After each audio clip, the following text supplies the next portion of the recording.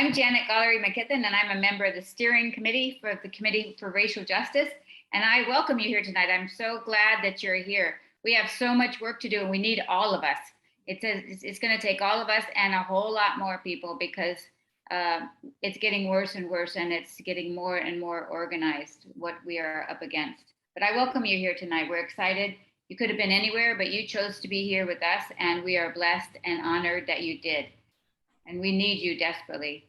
We welcome you if you're here for the first time, especially. We want to let you know and remind others that we began from a racial incident that took place at the high school in 2011. So that was 11 years ago now. There was a Black student in the wrestling room who got chained to a locker by two white students. And they went into the other room and said "slave for sale" and some other comments. And there was a noose with a brown dummy hanging in it, and there was a 3-week cover-up. And so when we heard about it, we went to the school board meeting, and we announced that there would be a workshop for the community. And we've had workshops ever since, once a month.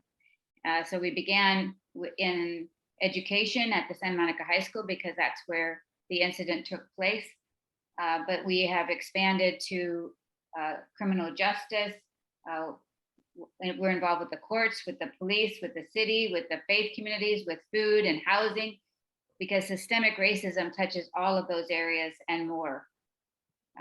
We are parents of students, we are community members, we are religious leaders, and we are you are us.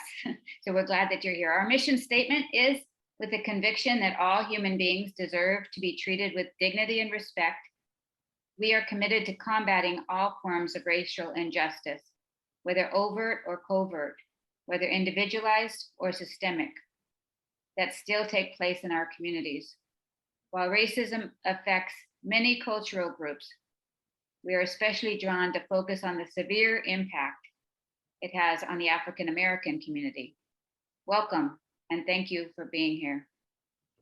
I'm going to turn it over to another steering committee member now, Joanne Berlin, for updates. Thank you, Janet. We normally start with updates, and because Shelly has a lot to share with us tonight, I'm just kind of doing a shortened, abridged version of updates tonight. As Janet mentioned, we work in a number of different fields, and two of them you probably were tracking somewhat recently, but I wanted to let everybody know, in case they weren't aware, that the Santa Monica Public Safety Reform and Oversight Commission, which is the Police Oversight Commission, is meeting this coming Thursday night. If you're interested, you just go on the city website and you'll find it and the link to it. Some of us have been monitoring those meetings, and those are it's very interesting dynamics going on, and there is time for public comment on it. The second thing I just wanted to raise, because we do have a CRJ housing subcommittee now that's active, and we were working on this whole rent control situation, which was a real kerfuffle for a while there. And but the troublesome thing that was introduced by a couple of the city council members at the last meeting was withdrawn, thankfully. Otherwise, it would have really put rent control in a much shakier position and maybe start the demise of it. So we're glad that that didn't happen. Some of us wrote about it and spoke up about it. And we also are glad that the city council is recommending that on the ballot this coming fall, there will be an item that will drop the increase in the rent control from 6% this year, which is just going to be way too high for a lot of people who have low income, to just 3%. So, we'll be covering some of those issues as we do our next two workshops, which, as we have done every 2 years since we started 11 years ago, we do candidate forums, local Santa Monica candidate forums, and we'll be doing the city council and the school board, probably.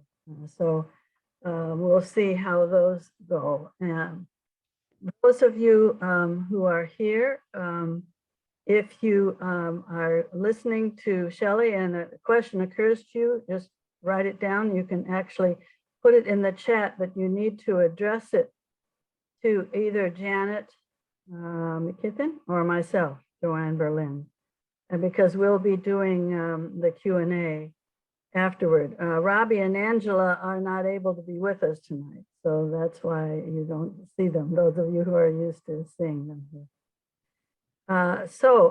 What we have now is a real treat, and that is that Dr. Ben Drotti is with us tonight. He is, most of you know, I think, the district superintendent of Santa Monica, Malibu School District. And he has really brought a lot of good things to this district, the social justice standards, the project-based learning, and a number of issues that try to address equity. And he was with us when Shelly gave her first presentation, and he's graciously agreed to introduce her tonight. So Dr. Ben, you want to take it away? Yeah. Thank you, Joanne. Yeah, first before I launch into introducing our guest speaker tonight, I just want to thank you, CRJ Group, for continuing to have these conversations and keep it in the forefront. I mean, I think it is really essential that we continue to have these conversations, because that is really the only way for America to actualize its greatness, the potential of its greatness, which is to ensure that all perspectives are seen in order to have a more of a democratic society that serves all. So thank you for continuing to have these conversations. As uncomfortable it may be to others, I'm glad, I really appreciate your courage and your bravery in doing this. So tonight I have the pleasure in introducing our guest speaker. And I had a pleasure, as Joanne mentioned, to be an audience 2 years ago when was Professor Shelly Tochluk, hopefully I pronounced that properly, Tochluk, presented about and a small, what we thought at that time was a small element of American society, which is basically outright racists people that existed. And I think she tried to educate that about the infrastructure that they're trying to infiltrate in the fiber of government and everything else. I don't think we really knew, or at least I didn't know, the level or the level or even the amount of influence that it actually had until January 6th. And then now that we look at the commission studying how these groups have actually infiltrated all aspects of our existence in government, I think right now it is a scary time. Dr. Tochluk was on point at that time, but right now, now that I'm going to come back and listen again, it says she was way ahead. She was way advanced of what people thought was happening in the United States, and I'm glad she's there to really illuminate people about these issues. Anyway, Professor Shelly Tochluk spent last 10 years as a teacher, a researcher, counselor, and teacher in California public schools, and now in the education department at Mount St. Mary's University, Los Angeles. She trains her teachers to work with LA's diverse school population. Her personal dedication to confront issues of race developed first through her participation with UCLA's NCAA Division I All-American track and field 4x400 meter relay team, and later through her inner city teaching experiences. Shelly also now works with AWARE, AWARELA, which stands for Alliance of White Anti-Racists Everywhere, and has co-created a workshop series that leads white people into deeper understanding of their personal relationship to race, white privilege, and systematic racism. She is the author of 2 well-received books, Witnessing Whiteness and Living in Their Tension. CRJ is glad to have her return for an update tonight on what is going on in the world of white nationalism in the United States. Again, on a personal note, just the work that Shelly and her folks are doing about bringing the white citizens of America along to understand racism and what it means is so essential. You know, I tell my folks all the time, the school districts or schools I've always led have, you notice it is predominantly taught and administered by white males and females. And we can't get this work done in addressing racism without the whites, the white citizens embracing it and really being allies. So I am personally grateful for what Shelly and her friends are doing in America. I consider her an ally, and also appreciate her recruitment of other allies in this manner. So thank you, Dr. Shelly Tochluk, and so I'll just bring you on. You can take it away from here. Thank you. Thank you, Dr. Ben. Yeah. So I am really glad to be with you tonight. I am going to share a screen so that you can see some visuals as we go ahead and talk here this evening. So glad to be with you all. Let's see, let's go, let's make sure that this can work forward. There we go. So basically I'm here to give an update, I guess. I was here in your group about 2 years ago, June, so June 2020. And at that time, I considered myself more of a member than a presenter, to be honest. I had attended, the CRJ meetings prior. And in fact, I had done work with Aware previously, and it was actually in 2017 when the group was actually getting hit by all those white nationalists and they were showing up to your meetings and whatnot. That was one of the first times that things really became real for me around this topic. And that's what actually prompted me. The experience in the room with you all was actually what prompted me to go really deep into looking at all this stuff. And that's where you see this, Everything You Love Will Burn was a book that really opened my eyes to the groups and their danger. And so here I am 2 years later. And I just want to uplift that there are a couple of resources that there are links to in a resource document that you'll get later on that kind of tracks all the stuff I'm going to be talking about tonight. There are links that you can, make use of to get back to all of it. So you don't have to scribble notes down or anything like that necessarily. But Confronting Conspiracy Theories and Organized Bigotry at Home is now a resource that is free. It's online. It was produced along with me with the Western State Center and a number of other co-authors. And it really talks about how you can actually make a difference in your own home and community. Sentence starters, like how to understand all this stuff. So that and Witnessing Whiteness has a new edition. It just came out 2 weeks ago. Yay! So for anybody who has paid attention to my work in the past, the new edition actually incorporates information from both the BLM movement and post George Floyd and the uprising, as well as what's been going on more recently with white nationalism, and infuses that throughout the book. So I just wanted to name that so that for resource purposes, you know that things are getting updated, and I'm updated. Like the last 2 years have really taught me so much. And just to take you back to go forward, where were we 2 years ago when I was here? Well, I was talking about things like, hey, guess what? There are groups out there, and there are groups that are either really political or they're really more violent, staying away from the politics. And there are groups that are either of them, and they're either really out there in front with their overt racism, or they're actually trying to hide it and be stealth. And I was really focused on the actual groups because at that time, particularly in Southern California, we were kind of a hotbed. I mean, we had some active groups doing training camps in our vicinity.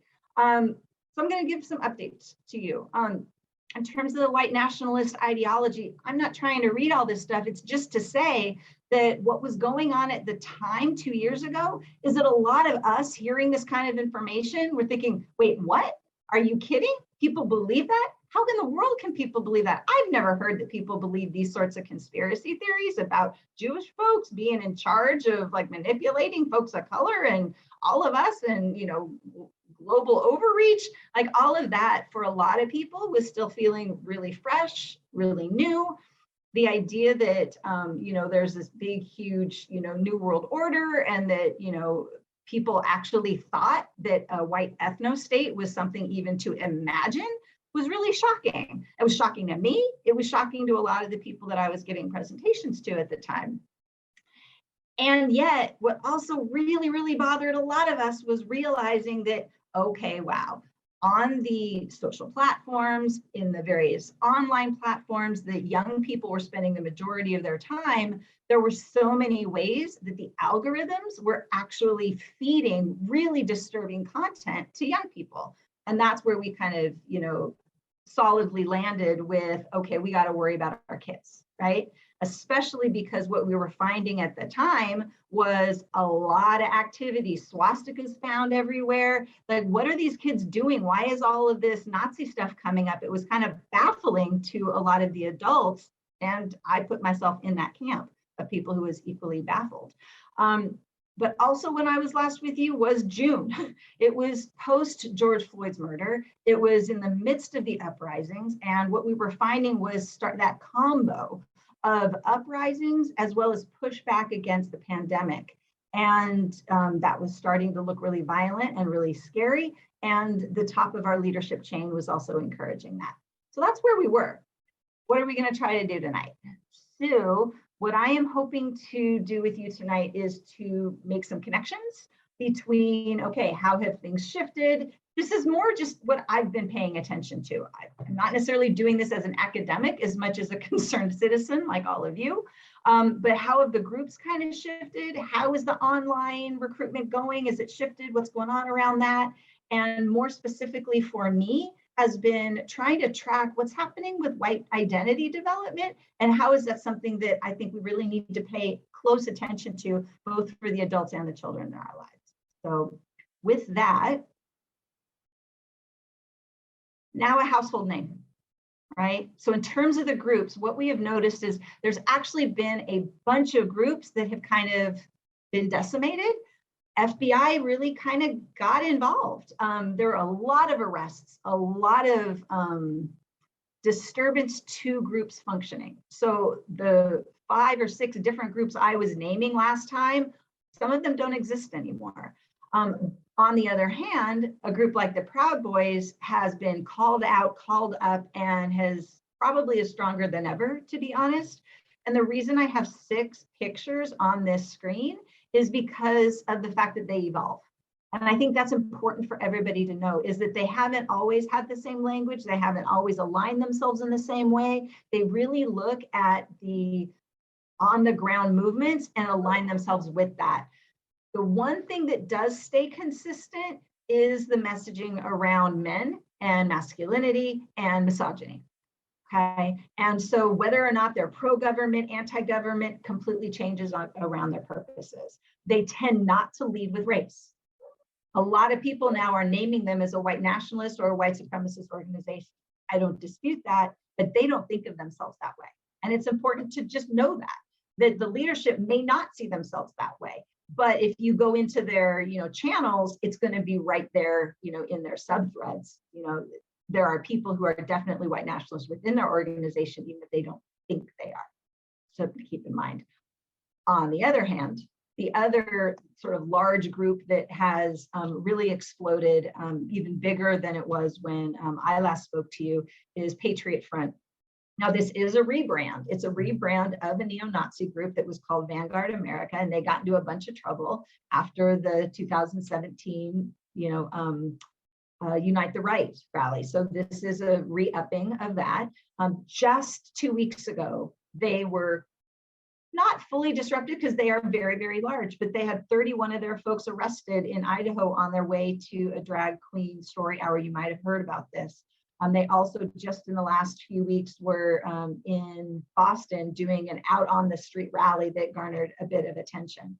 I raised them up just to say we are still seeing that distinction between this group that is way out front naming their white nationalism and then the Proud Boys, which may be violent, but they're kind of trying to hide it. So the same dynamics are still in play. And then we have this. This is some updates to the groups who are very much out in front right now in regards to the politics. They're going to say that they're not about race. They're not going to align themselves with the violent folks, or at least not orally. They're not going to admit to appreciating the violence for the most part. And yet, what you see over here on the one side is Turning Point USA. This is essentially a conservative youth group. That's what they would call it. Campus affiliated conservative youth group. What I may or may not have named 2 years ago is the way that even for this group, who legitimately, there are people who are involved in this group who do not believe that they have a white nationalist agenda. And yet there are all sorts of people who are either infiltrating or well established within the group that certainly do. And so that's, again, where you want to just be kind of aware of that. And I will tell you the complication. There is a Black man that I know that I have been in relative touch with over the last decade who mentors people in this organization. He's a libertarian. He does not have the politics I have, but even he thinks that all of what I would be saying is out of line. So when you're engaged with people, just know there's a wide variety of what's accepted around this. Now, that said, America First, they are harder. It's harder to say that they are not overtly and outwardly white nationalists, but because this is where lives, people like Marjorie Taylor Greene, and this is going to become a little bit clearer later. They just had, both of these groups just had really big pieces in the news because of their national conferences, and they've got all the big speakers, and they are very out front with what they're doing. So the big takeaway here is, whereas 2 years ago it was like, who are these people? I don't know these people. Now they are the mainstream GOP. And 2 years ago, one of the things I mentioned was that the white nationalists have long wanted to do what they called expand the Overton window. And the Overton window is this idea of what is acceptable speech. What is the dialogue and the discourse that's allowable within the nation? And so they have been talking about wanting to expand the Overton window for their points of view for years and years and years and years. It's been busted open. I mean, the last few years, it is now absolutely taken over the mainstream. So that being said, here's a great example of that. We even have Tucker Carlson, who after the Buffalo shooting was essentially trying to argue that he was not expressing great replacement conspiracy theory views, but absolutely was, with no question whatsoever. So for those of us who are paying close attention, you may have seen this sort of survey result coming out that has to do with where are we as a nation in regards to how we understand political violence. And there are some scary statistics here, because this is a reputable academic research study that was done that found that 40% believe that having a strong leader for America is more important than having a democracy. This is not 40% of Republicans. This was 40% of people surveyed. 50% agreed that in the next few years there will be a civil war in the United States. 36% of American adults agreed that the traditional American way of life is disappearing so fast that we may have to use force to save it. Now, here's the trick of that. What do we mean the American way of life, right? So there are people who are extremely freaked out on both sides of this political argument. We understand that. We have to admit and be honest about that too. There's a lot of folks who are on the super, super liberal side who are thinking that we may have to take up arms as well. And I understand.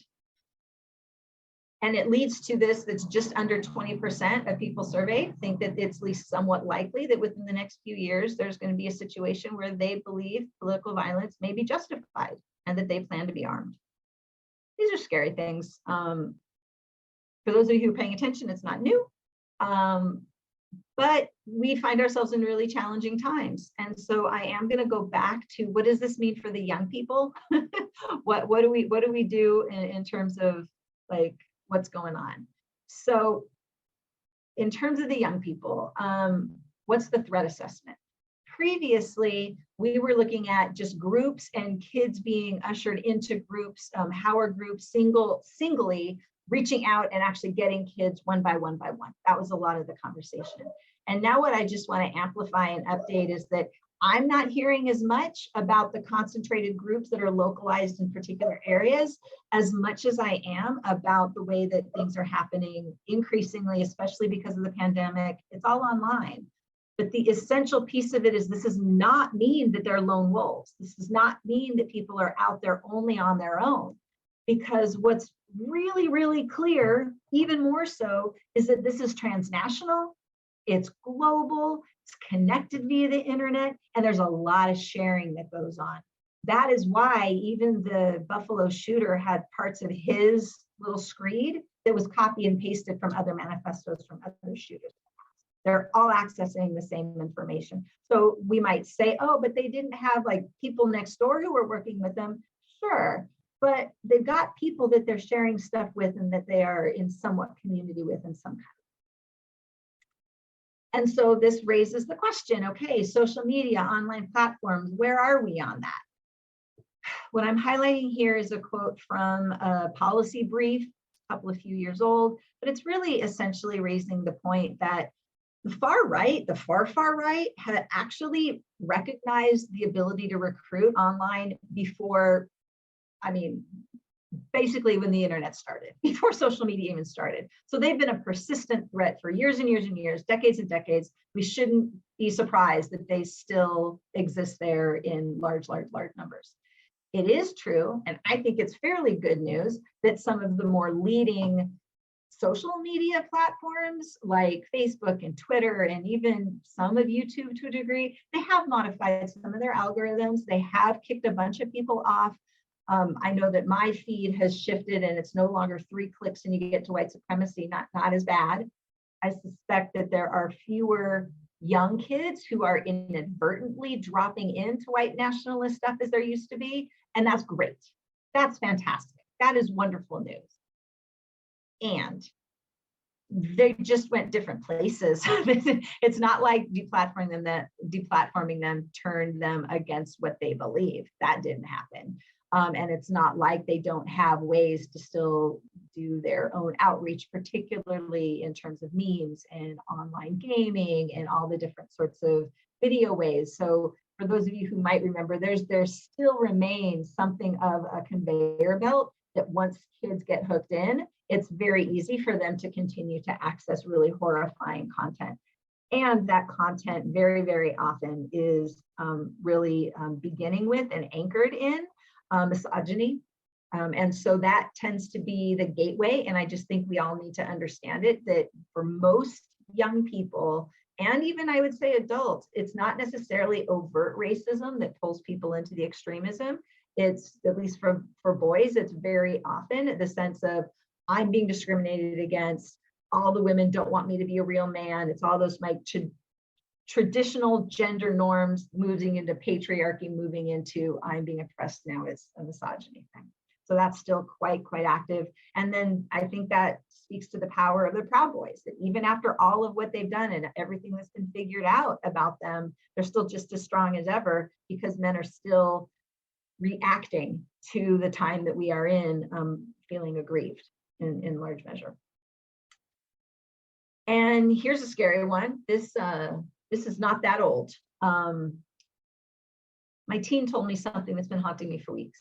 He said, I think almost every white middle school boy is in the alt-right pipeline, at least at some point until something or someone pulls them out. I think that speaks volumes. For those of us who continue to assume that the young people in our lives are not gaining access in some way and not making sense of what's going on out in the world in ways that would terrify us, we need to be having the conversation. That's just writ large, whether young people are saying something to us or not, we have to assume that we need to be in the conversation to help move people in a positive direction, especially young ones. What about the adults? So I want to do kind of an overview because for me, this is a lot of top-down kind of stuff these days. So what happened with the adults? I want to do kind of an overview of who showed up at the Capitol because it makes a big difference to know who are the divergent groups who showed up at the Capitol.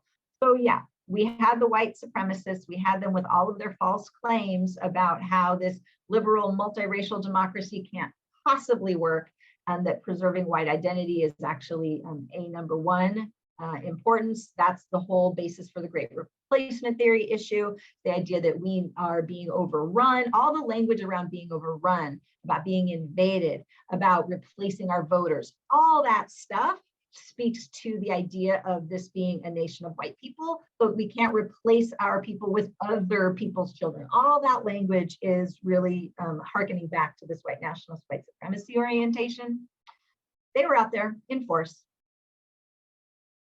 as were a bunch of the anti-government movement type folk, 3%ers. Now it's interesting though, right? Because the 3%ers were kind of into it when Trump was president, right? Like they like his part of government, but traditionally they're very anti-government.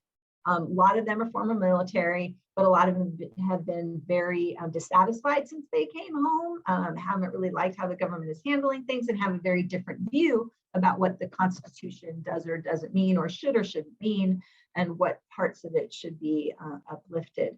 So anti-government's out there. And guess what? So is the pro-government folks. So so we're talking two different orientations to militia. Some of them are anti-government militia, and then there are other folks who are like, we're going to go do border patrol because we actually want to support the government. Government's on our side. Law and order, law and order, law and order. Now you might wonder, okay, how come they were out there if they're now going against Capitol Police? That's kind of a red herring to go for, because as far as they're concerned, all of us, the liberal folk, are completely taking over the country, and therefore, right, the government is being usurped. The deep state is not the true government, it's not the legitimate government, especially now with Stop the Steal, and so they can see themselves as being pro-government and be working against what we consider the government to be all at the exact same. And we haven't been reading about QAnon very much, but think back, to a year or so ago, the QAnon folks were in force, all the conspiracy theories working around that. But see, that's where a lot of the anti-democratic propaganda was coming in at that time, in terms of who the Democrats were and all of that stuff. So you see the alignment, right? You see the overall alignment there. And then there is what we now are using the term in the news, Christian nationalism, but most of us weren't really talking about that at the time. We were just saying, okay, they're far right, super conservative folks that seem so interested in their Christianity, but okay, all right, I can see why they want to be, conservative, but it was always a head scratcher as to how they would, end up all in the same room with all these other folks. And that's exactly the thing. They didn't used to be. It didn't used to be. So, 2 years ago, 2+ years ago, there wasn't this overlap between all these groups in the sense of coming together. Did they have some shared ideas and ideals? Sure, of course, but they weren't hanging out in the same rooms together. Then enter all the online, the pandemic, the completely wide open social media, misinformation, algorithms, and they're basically all overlapping. And that's the convergence that really came about during that summer of 2020 that extended through the election. And so here we have January 6th with all these folks. This is why you can have the super sweet Christian grandma out in the same field standing right next to a 3%er, right? It all completely makes sense when you understand this. But we didn't stop there, because there's a whole bunch of people also who are typically, but not exclusively, more left-leaning maybe, that are anti-vaxxers to begin with. So now we've got a bunch of anti-vaxxers who are getting pulled into the conspiracy theories and the anti-government stuff and into that whole ecosystem. It's an ecosystem of misinformation, disinformation, from my point of view, of course, right? That is pulling folks in. And here's where that big danger was for me looking at this throughout those months, was the fact that what we've got are a lot of people who would never identify as white nationalists, not by a stretch, wouldn't even identify as racist, at all if you asked them. And yet they are finding themselves in shared value alignment with those very people and the people who are close to them and the people who are close to them. And it's simply by virtue of not being scared of them, of not being, like aggressively anti them, really ready to stand up and say absolutely no to them, that they become allowances. They become a shield that protects them because, well, you know, it's all the well, you know, so if I identify with at least part of them, then I start not advocating against them. And I think we ended up with a lot of those folks. And just, you know, on my end, I ended up with a very difficult conversation with one of my former roommates from 20 years ago, who actually reached out to me, very moderate, probably liberal oriented person who was having a real difficult time with the vaccination policies, ended up losing her job over her anti-vax stance. And the language that was coming out of her mouth was shocking to me. It was a whole bunch of right-wing talking points. And this is a person who would have never said she identified with any of that stuff. And yet all those talking points made me the enemy. And so it took 2 hours just to try and make her feel that I could hear her, because she arrived to me already so clear that she was a target from people, you know, on the anti-racist or on the left side of things. So that was a big wake-up call for me. And of course, we didn't end there. And here's where the manipulation of the messaging and the progression happens. Think about the children and all the mask mandates for going to school. And now we've got the folks who were already upset about, I'm losing my personal freedoms with my own masking. And now the language they're given is, but we need to protect the children. It's not fair to do it to the kids, right? So as the pandemic continues to go on and so many people have become ill and people are, you know, even people who previously were kind of in it, start to move away from it. But with this language is important. The Save Our Children language really took hold, and people figured out, and it always has been, extremely powerful, extremely powerful. We are going to come back to how the Save the Children thing came up a bit later, but I want to make a stop point and say, so here's all the groups, here's all the people who are getting drawn in, right? The mobilization that's happening, otherwise well-meaning people who don't recognize all of what's going on in the background and who they're connected with. I might believe that they should know, you might believe that they should know, but a lot of people that you wouldn't expect are starting to have scary ideas. So now let's go back to the religion thing for just a minute, because this book I highly recommend. This one really, really woke me up, and why I'm starting to talk about Christian nationalism in a whole other kind of way. I first want to define what this book is drawing on to define what Christian nationalism is. And so there is a survey that people use to kind of see, hey, how big is this movement in the world in terms of people's thought process? And it's important to know that these are some of the things, the tenets that Christian nationalists believe. It has a lot to do with the idea that, you know, the US is, you know, our success is part of God's plan, right? You hear that in the politicians speak, and that the federal government has a role to make sure this is a Christian nation, advocate Christian values, not enforce a strict separation of church and state. We're already seeing the Supreme Court doing that, to allow public displays of religious symbols in public places, and to allow prayer in public schools. So here's the thing. I'm not so much of a religious person right now, but I was raised in a Christian church. And so when I read these things, they don't scare me. It may not be what I think is a good idea when I look further, but people who believe some of these bullet points aren't people that I necessarily imagine as frightening on just on the face of it. And, you know, so what we need to understand is, what does it mean to be full Christian nationalist, like to really, really buy into the whole kit and caboodle? Well, about 50%, 52-ish% of Americans either fully embrace it or lean towards those main tenets. And of those 50%, a vast majority of them, 90%-ish of them, are white evangelical Protestants. May not surprise you. May also not surprise you to think that if you're really in that position, then white supremacy and patriarchy are kind of right there under the surface, even if it's not overt. And they might be overt. This book argues quite persuasively that Christian nationalism really is white nationalism. The Christianity has long since been like taken over. And so what I want to do is highlight a couple of areas where I think the conversation needs to be thought about. So just really quickly, I live in a world where I think, who could feel upset about equality? Who in the world could say we don't want equity? Well, those of us who say that do not understand that the far right has very different definitions for what equality and it is versus equity, and believe that we're trying to move the goalposts to be more racist, not actually equal. And the Christian nationalists are not even on the equality train. So if equity is far left, which is fix the rooted in structural inequities, equality is where the far right is like, look, we're all equal and yet you can't survive. So really you who isn't surviving well, you're actually the problem. That's what they do with equality, and they'll stand on that.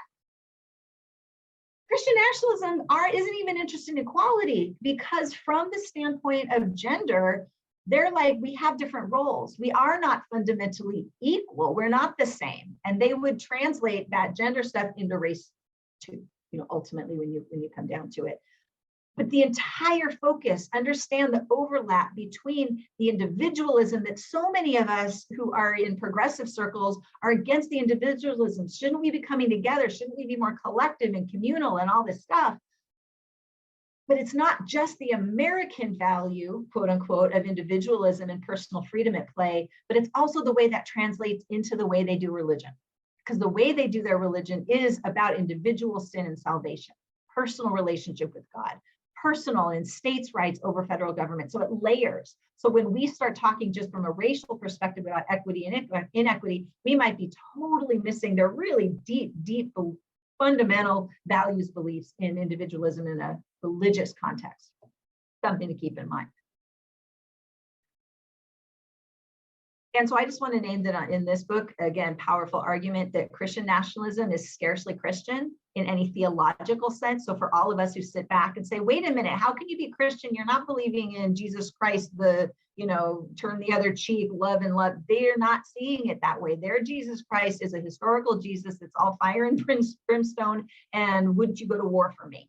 Right? It's a whole different kind of thing. It's very aggressive, very patriarchal, very white supremacist narrative. And it reminds me of the day that I spent with that far right, the conference in Huntington Beach. And all of it that was completely shocking to me 3 years ago is like front page news now. So just want to name that the real danger here with these folks is that this is not actually a cultural war. And we mistake it by thinking that these are just cultural things. And so for those of us who are watching the news and saying, okay, they might be having a leg up on abortion right now, but we just need to mobilize because, this is the culture wars. This is all about power, and it's very disciplined, and it is very much about consolidating power because these folks know that they are in the numerical minority. And they are going to use every available possibility of using the system in order to retain their minoritized power over. For those of us looking at an election, for those of us who have people in our lives who really want to give up on electoral politics and not participate, I get it, I totally get it, and it plays right into their hands. So there's that.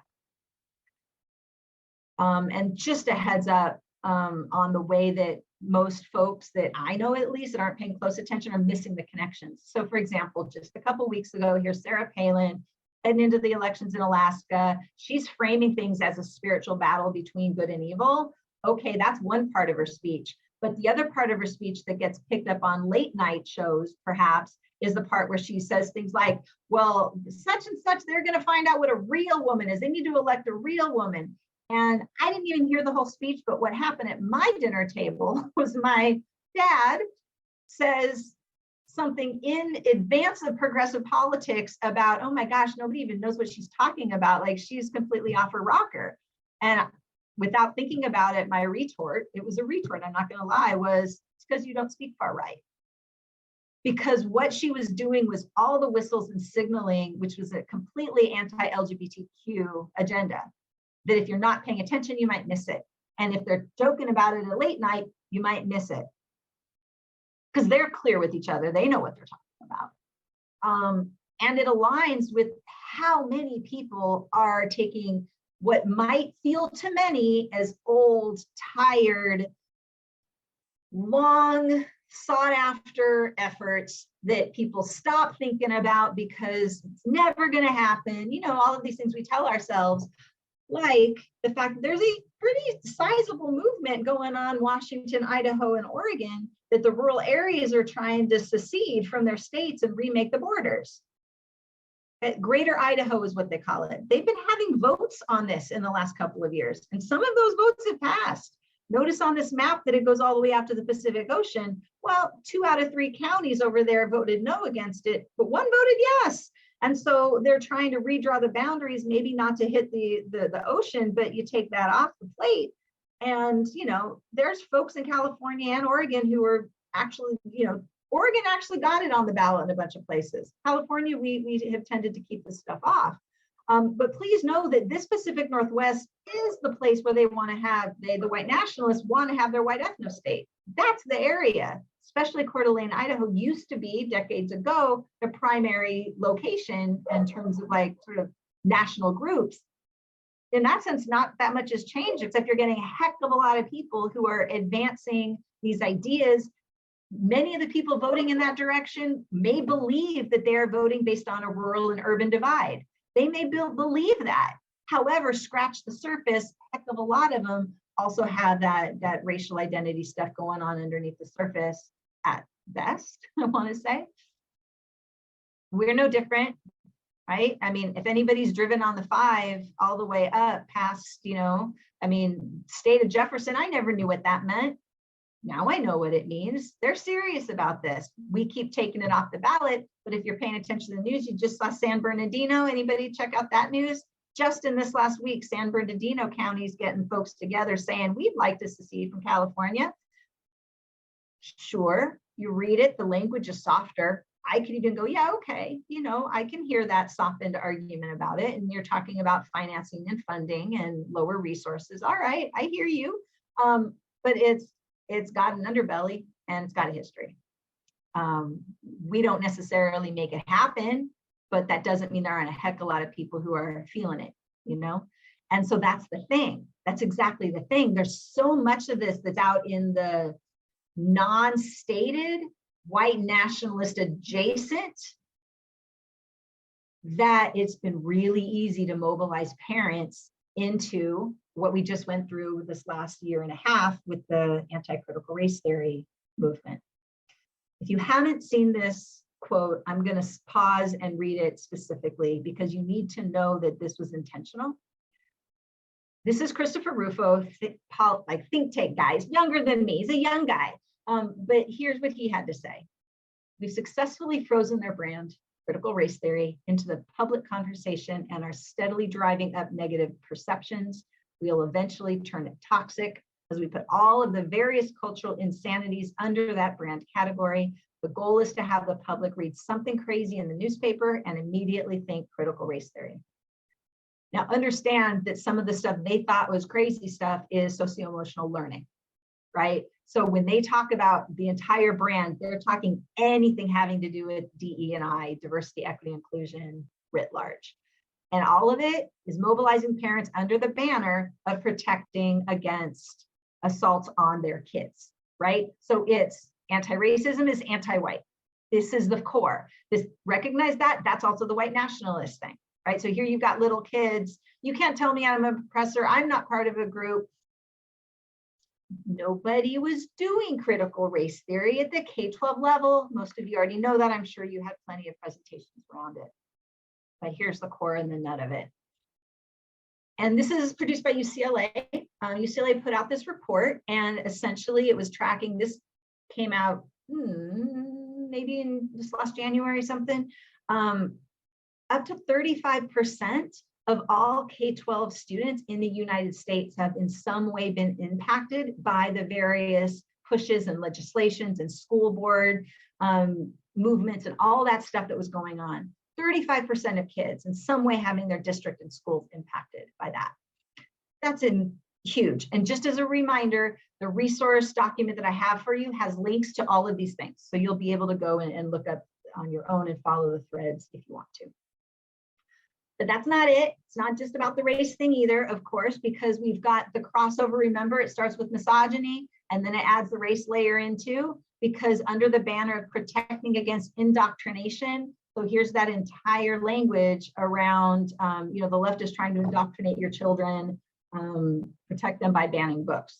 So notice that over 1,000 instances of books were banned just between July and March of 2021, with over 1,000 book titles having action taken against them.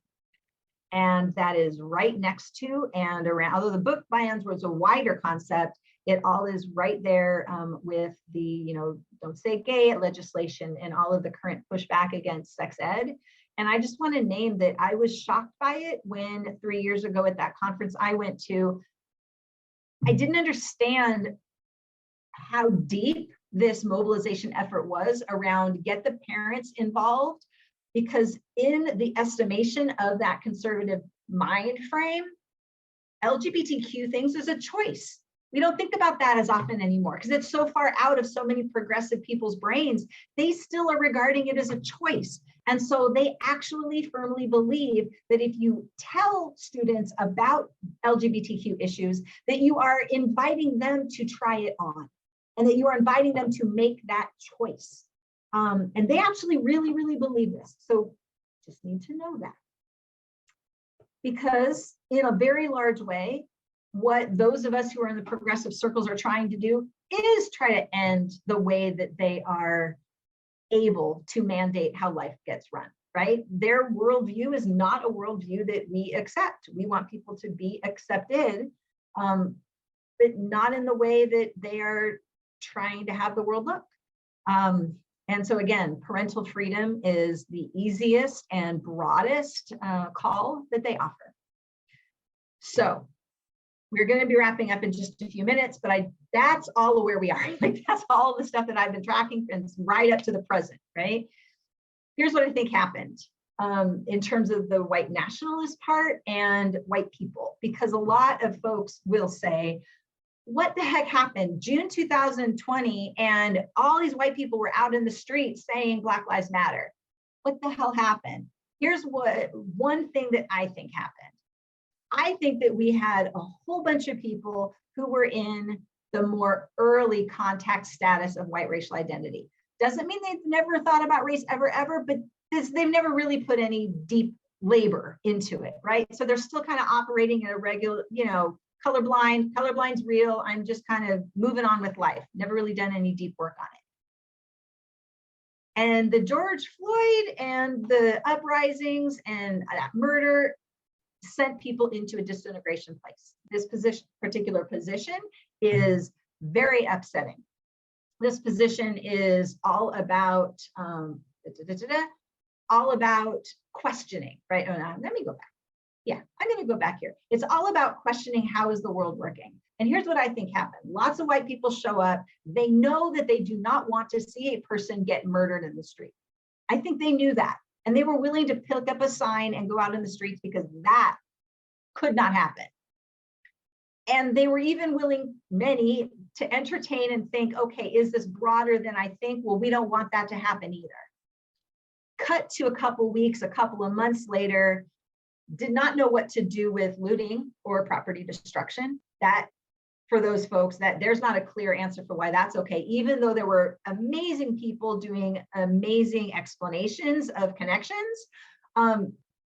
There's decades of learning that says that's not okay.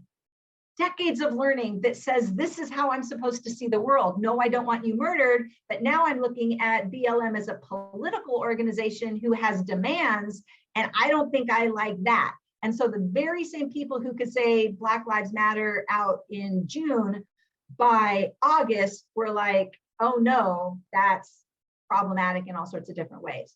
Doesn't mean they wanted to see George Floyd murdered, right? And I'm not trying to give a pass. I'm saying that what we had was a bunch of people who went into a disintegration area, and instead of getting pulled into an anti-racism they could understand, they received a lot of messaging they could not process in the way that we wanted them to process it. And this is where, if you want to really go deeper into this conversation, there is next week a workshop I'm going to be doing that's free that is all about this conversation. But what happened is a whole bunch of people basically like lifted their head up, looked around, paid attention to race, and had choices. Am I going to end up going on the anti-racist side of things? Am I going to end up falling back into the world concept, worldview that I always had? And without sufficient supports and ones that made them feel like decent human beings that could actually get somewhere else, way too many of them landed back into the back into whiteness, defending whiteness. And just FYI, that's a reintegrated space. And the reintegration is way harder to get out of, and where racism often really, really takes root. So again, for next week, that's even a larger conversation. This is the workshop that I'm going to be doing. It's free. It's Surge is putting it on, showing up for racial justice. And this link is also going to be in the resource page if you're interested. But just to wrap up, for those of us who are completely flipped out about all that's going on, I would strongly invite you to just go online and download this resource. Confronting Conspiracy Theories and Organized Bigotry at Home. It does provide an overview of the groups. It reviews the recruitment tactics. It reviews those stages of indoctrination that I presented 2 years ago here. And then it actually offers you sentence starters. If you have a young person in your life and you need to like build that relationship so that you're not pushing the young person away, it can help. I think with some little bit of thought, you can translate that to the adults in your life too. Because I'm worried just as much as adults who are at voting age right now. But just before I conclude, just 2 slides left, just to say some quick little do's and don'ts. So if there's anything I've learned over this entire span of years, and this is hard to hear, is that we actually have to stop arguing and debating. We just do, because people in that ecosystem need us to not allow ourselves to be pushed away so that we close the door on the people who we have the most likely possibility of maybe interrupting their process. Doesn't mean put yourself in an abusive situation. You have to take care of yourself. I know that. And becoming curious, asking questions, demonstrating respect, partnering with them on critical thinking, in order to say, help me understand. I'm having trouble understanding. Can you tell me more? Like, can you show me where? Can you help me understand this? Is a way to, anyway, and then to not focus on the message, or not focus on like the people, like, oh, you follow that person, but aren't they horrible? But just actually focus on, what are they saying? Why are they saying it? What does that lead to? What is the worldview you have? What's the world you want us to live in? And how do you think this gets us there? And if you compare the messages that they're putting out with the fact that these are things white nationalists want, how do you think they're going to get to this place? What does that mean for the people who aren't in that particular belief system? Then, it might start to chip away at some of the solidity and keep you in a relationship with them. But seek out your own support for sure. And you can't do this every day. It's too hard if someone's really in your life who's really in this, I know that I have to be done. And so we're going to stop. Questions I'm going to stick around for. And just as another alert that a lot of this stuff and what's going on is in the new edition, particularly in terms of white people and the racial identity process part. And what happened with the BLM stuff, that's at the beginning chapters of this new book, just as an FYI in case you want more. And this information is also going to be on that resource page. And with that, I'm going to turn it over to our moderators, and I will stop sharing so that we can come back into community. And I'll take a deep breath, and I encourage you all to take a deep breath too. Thank you for listening to all of that. Wow, thank you so much, Shelly. I think we do all need to take a deep breath and a stretch for a moment. There's a lot in there, and there's a lot more that we didn't get to. There's just so much behind all this, and Shelly is so good at conveying information, and there's so much to convey. But I do have a couple of questions that have come to me. The first one is from Bob. He says, the CRJ book group has recently studied Democracy in Chains by Nancy MacLean. we learned of a concentrated anti-democratic movement of which James Buchanan was the main theorist and Charles Cook was the largest financial backer. To what extent, if any, is this movement connected with the groups you're telling us about? It's tied in with the far right Christian groups. So they very expertly worked the political strategy to whether it was focus on the family, all of the sort of moral majority, all of that language going back 3 decades is what helped turn conservative GOP politics into something that cared more about abortion, for example, where that was not the case previously. So it's absolutely tied hand in hand. That entire trajectory of 3 decades has been about undercutting the value of government. And so we see that playing out writ large in all of this. Thank you for that question. Thanks. Joanne, do you have any coming to you? Oh, you're on mute. Not yet. We do have a hand up, Dr. Ben. Oh, Dr. Ben, because he's a part of the program. Go ahead, Dr. Ben. Oh, you're muted, Dr. Strati.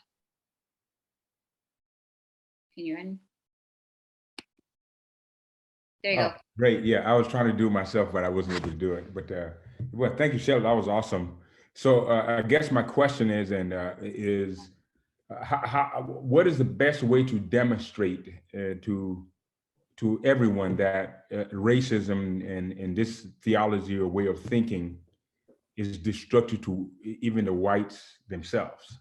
I mean, I had our district read a book called The Sum of Us, and it really articulated well how racism hurts America and everyone in America, including the whites. What would you say would be the best method to communicate that? Yeah, so in terms of conveying that particular message, I agree. The Sum of Us is an amazing, wonderful book. And if you haven't taken a look at it, I definitely think you should. But it is true that that learning the details, and if you're not a big reader, just listen to a few interviews with the author Heather McGhee. But what I would say about that is, if you're in a conversation and somebody is, heading in that direction about, equity being sort of taking away my pie, so to speak, right? They're looking at it in the sense of, well, if somebody else gains, then I lose. I think knowing the examples that Dr. McGhee offers, which are a lot about, we would be all better together if we put resources into the community. And in fact, Dying of Whiteness is another book that outlines the way that in healthcare, in terms of gun rights, in terms of school funding, there are ways that our defunding of the public good has actually affected people of all different localities. So I think that's one strategy. I think Surge's strategy is very much about, hey, let's all work together. It's much more of a class analysis. It moves away from race. It's more of a class analysis. So looking into showing up for racial justice, joining some of their work. And in fact, they just did a webinar this last week on that very topic, and they've recorded it, so I'm sure you can find it. Aware LA has a model that's now on our website. If you look in the anti-racist culture building toolkit page, there is a new foundational document called the White Supremacy System. And if you just want to take a read of it, it pretty much articulates a sort of a multi-layered, all groups are in some way oppressed by a very, very small elite group of people who really like it the way it is. And it's been that way for hundreds of years, ever since the beginnings of this country, that really white folks got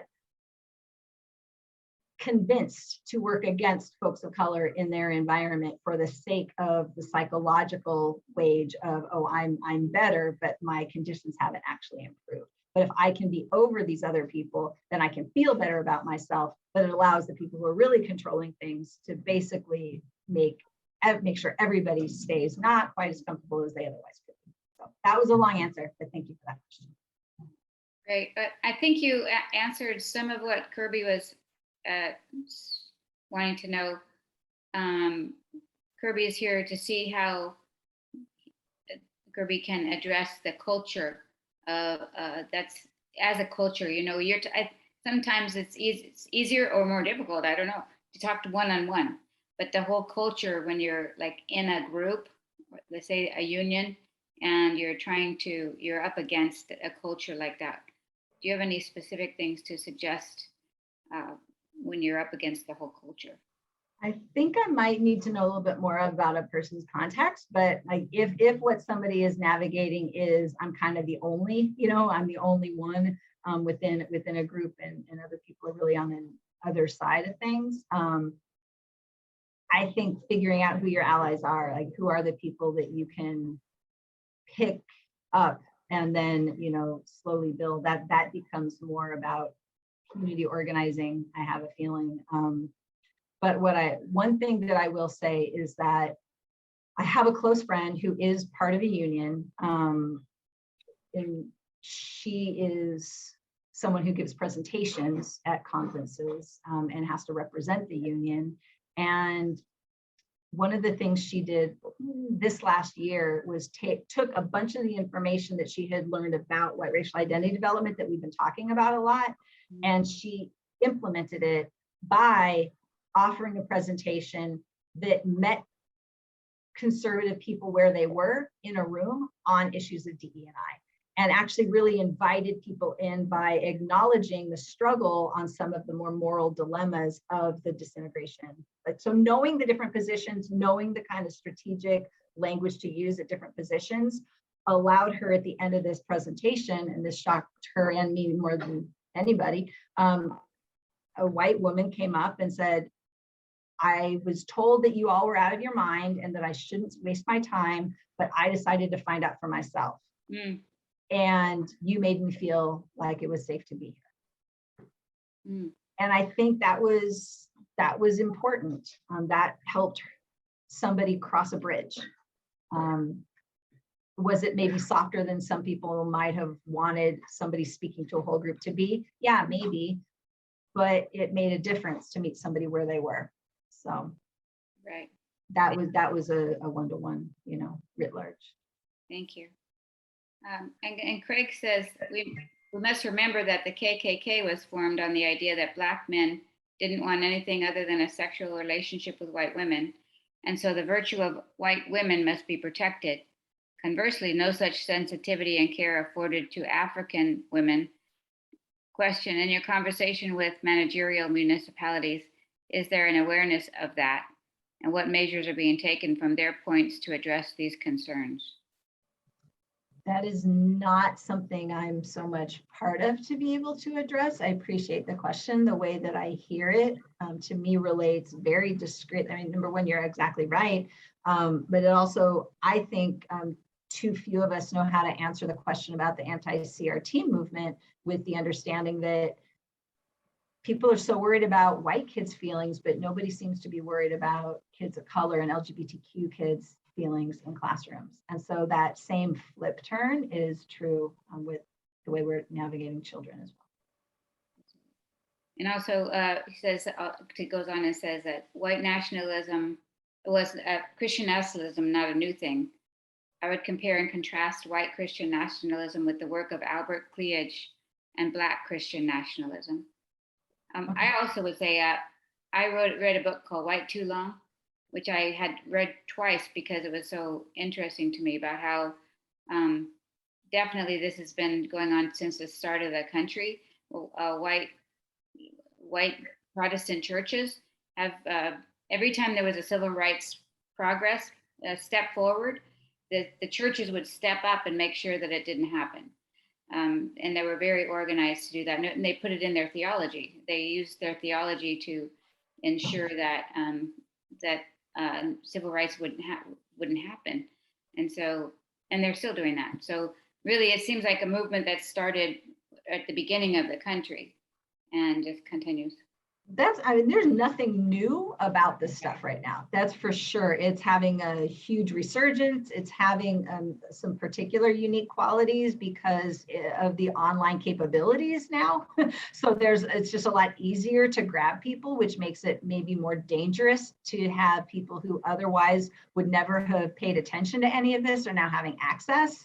So people who are having, challenges, who are not quite, in the best of mental health, are just more likely to come in contact with this stuff than maybe they were before. So those are the pieces. But I think there's something that you're alluding to, which is absolutely correct and a huge issue too, is that, and I kind of alluded to it earlier, is these movements aren't exclusively white. Like Proud Boys was being led by a man who's ostensibly a man of color.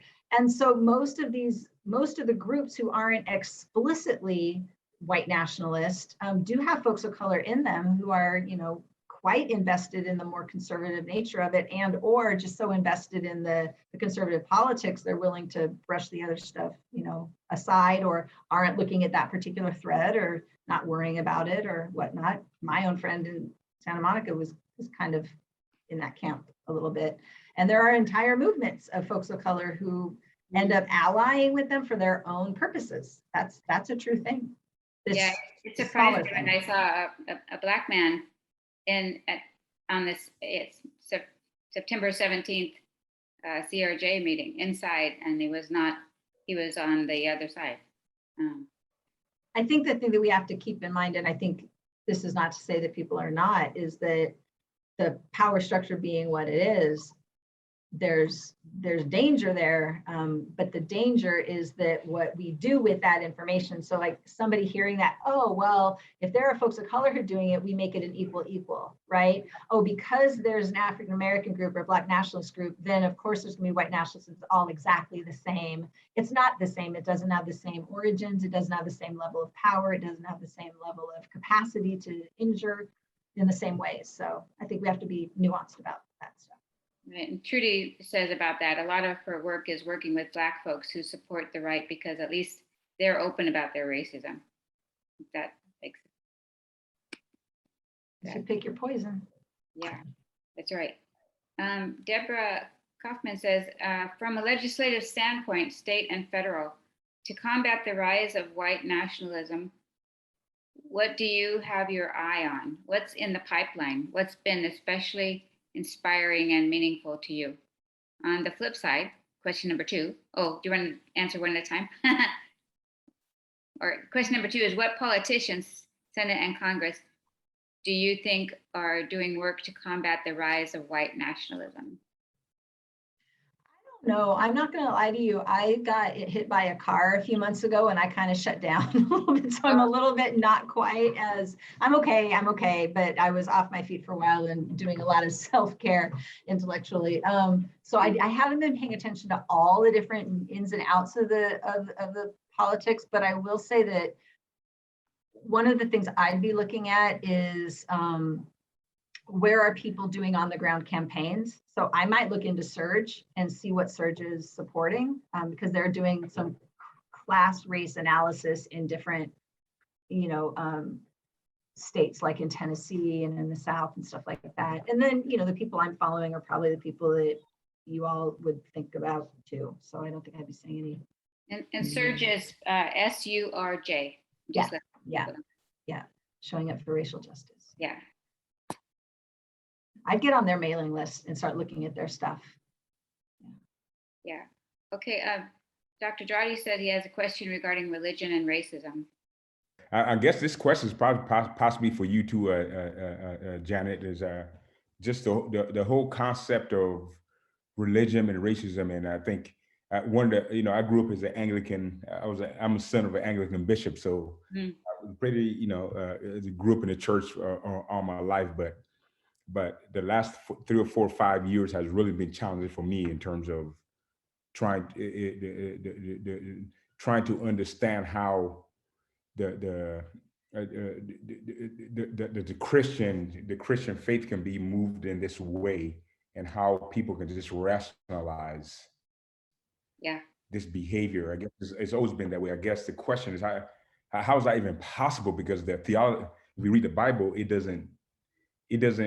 goes against everything they're saying, but you just have masses of people believing in false doctrine. I guess my question is, how is that possible? Well, you can interpretation, and also picking and choosing what you interpret, but from the Bible. And just if you want to see the plan, like God has a plan for you, you can make that plan about you. And also the way that the society was set up, and where it was so, slaves and people who were enslaved would not be able to come into a white church in the South, well, probably anywhere.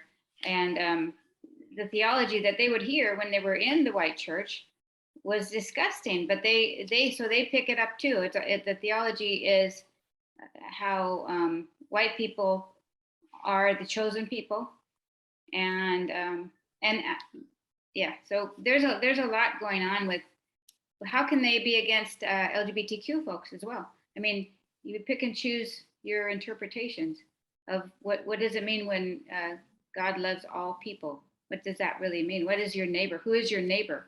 You can interpret that in a variety of ways. It's very, very sick. Well, I'll just, if I could just add on the link to this, if you want to read, I wrote just a piece, just a reflection on my time at that church conference that I went to. But I mean, it was both horrifying and revelatory. So here's the thing. I went in trying to figure out, are these people white nationalists? I really wanted to understand. Now I know the language. They were Christian nationalists. The imagery, though, was all white people in like medieval, like knights in shiny armor stuff. So I'm like, this anchors back to all European stuff, but yet the whole thing was protect family, protect this, protect that. And so what they did, though, was the most virulent homophobic language in the place was coming from a Black pastor from Atlanta that they had flown in. And so they masked the racism by putting a man of color. It was the only folks of color in the entire area were speakers.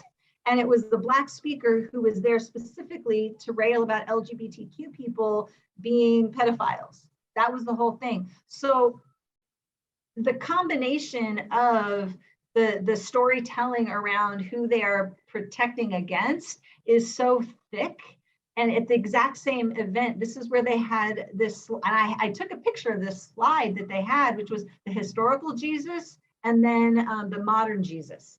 And this is what you're talking about, Janet, where it was like the historical Jesus is very masculine. It's all about, you will fight and die for me. You will take up arms as needed. Protecting the family, gender norms, all of that sort of stuff, all the, what was that movement? Like not Brothers Keepers, but there was like that movement where, Promise Keepers, the movement of men and all that stuff, that all anchors to that. And so for any of us who are part of a more mainstream Protestant left leaning, is the loving Jesus is considered by them as emasculated. Right. And I mean, that it's important to just know that, because if we're dealing with that, we can at least, if we're in conversation with someone, like just know that's a thing, know that that's a part we're going to have to get through. And how many Jesus pictures do you see that are white? Most of them. And how many churches you go in and there's an American flag? Why? What, what's amazing to me about it is that it's not scriptural. There's no scriptural basis for Jesus as a person who takes up arms, who promotes violence or anything. It's I just was talking last night with my stepdaughter, and she was reminding me that this country was founded on Christian nationalism, white Christian nationalism. People came from other countries where they felt they weren't free to, be who they wanted to be. They come over here and they're just looking at what they take out of the Bible. Is there's slavery in the Bible? No, nobody's saying, that slavery in and of itself is a bad thing. And if they see themselves as the chosen people and the white people who are going to set up this country the way they want it set up, the way they decimated the Native Americans right off the bat, in the first 100 years or so before slave ships started arriving, set up this whole thing to anything that's not white. And the further you are away from white, and black is as far as you can get from white, the less they can identify as those folks being worthy of having any kind of equity. Yeah, and they took the idea of being saved to such extreme that if somebody isn't saved just like you, then they're going to hell. So you pretty much made it okay to do practically anything in order to get somebody saved. It didn't really matter. That's why they could kill all the indigenous people, because they weren't, they didn't have religion is what they thought. That's what they said. Indigenous people had no spirituality because they weren't white Christians. That's why. So anybody who wasn't a white Christian didn't really have spirituality, and a certain kind of Christian too. I think as the focus of tonight is, at least the idea is about like how do we both understand this and then react with the people in our Right. worlds around it. One thing that comes up for me is that I think we need to be as honest as possible with ourselves. That yeah, there's a lot of projection going on. So when the far right claims, oh, you're trying to indoctrinate, that's what this anti-CRT thing is about. It's a lot of projection because they're very clear that what they want to do is influence children's minds. That's why they're so afraid of anything that has to do with DE&I, because they don't want to lose their children's conceptions of what this, about what structure of society we should have, what the values we should have. So I grew up in an era, I just turned 51. And so in the 70s and 80s when I grew up, all I heard about was this country is a country that's progressing, civil rights era, yay, now that's all great. And we're all moving in this direction and increasing freedoms. It's this idea of that being inevitable. Well, ever since that happened, there have been these groups of people, Bob is naming it, they are currently taking power, which has always been against those things, that don't want those rights, that want a more controlled environment that hews to those ideals of patriarchy, family values in a very certain kind of way, gender norms in a very certain way, and sure, that also hits the white thing in an unnamed way. So yeah, we're in a battle for the souls of our kids too, because let's face it, if they don't understand the history, then they don't know that there's something to be upset about. So this is why we're fighting about this. That's right. Well, I thank you so much, Dr. Tochluk, and I really appreciate this conversation. And as she was saying, there is a workshop next Sunday that it will dive deeper into some of this. And then there's Aware, and then there's the group called Surge. So any of those, get involved, and you can get more deeply involved in that. And CRJ does have the book group that is reading one of Shelly's books coming up, Witnessing Whiteness. So there are many ways to get involved. Are there any last comments? Oh, the next 2 months, CRJ will be having candidate forums. And so as you know, so they'll be on Zoom. We're not going to be back at Virginia Avenue Park until we can have food there, because we just don't think that would be appropriate.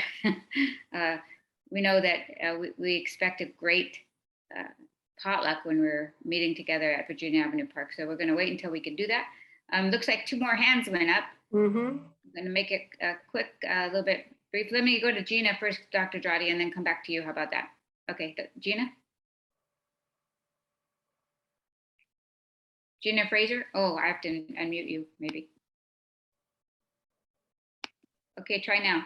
There you go. Okay, yeah, I just remembered that when the groups came to Virginia Avenue Park the first time, they were saying that we were trying to make their white children feel guilty. We were trying to spread guilt or Right. make their white kids feel guilty about what whites have done in the past. So Mhm. that was one of the reasons for being there, because, you know, they didn't want us, because it was sort of like, I think the topic was white privilege, and they didn't want Black folks making, you know, their white children feel guilty for what they have done or what white folks have done. So I Right. just wanted to say that. Yeah, they were framing it that way, and they were trying to, for those of you who weren't here, they were trying to break into our childcare room, saying that they're trying to teach the kids to be hate white people, you know, to hate themselves. Anyhow, Dr. Jati, let's end with you. Oh, I have to unmute you. Okay, try now. Yeah, thank you. Thank you. So, yeah, this has been a great presentation. I guess this is for everyone here, is just to say that public education is integral to addressing these issues. And I guess I'm not gonna say who you should vote for or anything, whether it be just in education all throughout the county and the state. I think everybody needs to pay close attention to the elections and things like that, because there is a concerted effort to infiltrate the schools, Yep. the boards, to change curriculum and do everything to take us backward. So I'm hoping all of you pay close attention to those things, and if they're organized and if you're not careful, they can change the public education system to something that's not going to be positive for democracy and for all citizens. So anyway, just a plug out there to pay close attention to the next few elections that are going to come our way. Thank you. And just so you may make sure you know, Santa Monica is not immune. No place is immune. So, okay, we're going to have we're going to unmute. We're going to say, first of all, unmute and say thank you to Shelly. Thank you. Thank you. All right. Okay, I'm not free. I'm not free Till you're free. till you're You're free. free. You're not free. You're not Free. Till I'm free. till I'm Free. I'm not stopping. I'm not stopping. Till we're all free. till we're all Free. Okay, go in peace, y'all. Thank you. We're not Thank you. And thank you, Shelley. Great presentation. Good job. Great presentation. Good job. Good night. Good night. Thank you.